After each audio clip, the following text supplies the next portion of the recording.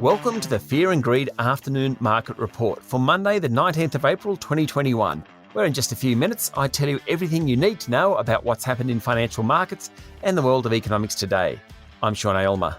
The S&P ASX 200 closed up by 2 points today to finish at 7,067 points. It wasn't much, but it was a pretty good effort to maintain the gains of last week. Materials and utility companies did best, while energy and real estate groups underperformed. Among the large caps, the big banks did okay, with the exception of National Australia Bank, which closed lower. Fortescue Metals was up 1.8%, while Rio Tinto was 1.7% higher. Woodside Petroleum was the worst performer of the big stocks, down almost 2%, while Telstra was off 1.8%. Buy Now Pay Later group Zipco was the worst performer of the top 200, down 4.5%, followed by PointsBet, which was 4% lower. But don't feel too bad for those shareholders. They're two of the best performers over the past year. The best performer in the top 200 today was scrap metal group Sims. It upgraded its earnings forecast for the current financial year on the back of strong performances across the group, setting its share price up 9%.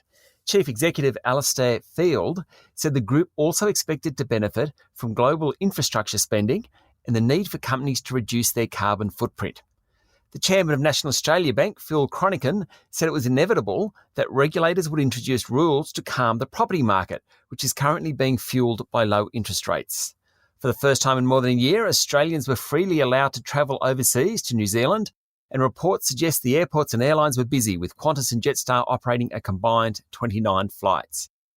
One of the country's biggest real estate investment trusts, GPT Group, said it expected to deliver higher dividends than last year, assuming the economic recovery continues and there are no serious disruptions from COVID-19. Mind you, last year's benchmark wasn't much. Its share price fell 3% today. Lithium producers Galaxy and Orocobre said they will merge via a scheme of arrangement, creating a $4 billion miner on the ASX. The new group will trade as Orocobre and be a top 100 stock on the market.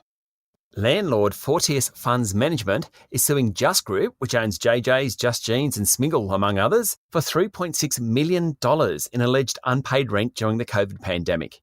Just Group, which led the way among retailers refusing to pay full rents, has made a cross-claim against Fortius, alleging unconscionable conduct. Let the games begin. Seven Group went into a trading halt and said it was raising $550 million to support its balance sheet and further portfolio growth opportunities. QIC and AGL Energy, in partnership with New Zealand power company Mercury New Zealand, have raised their offer for Tilt Renewables by almost 4%.